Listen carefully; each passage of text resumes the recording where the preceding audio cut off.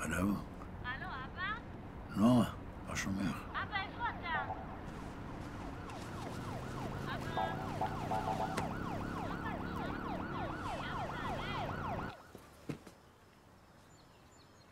עוד פעם אתם?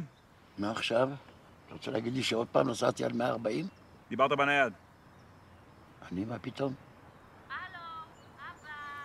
אבא, תענה. חבל, 1,000 שקל.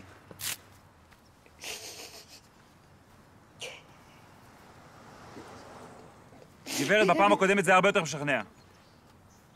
במצב שאני אשלם גם את הדוח הזה.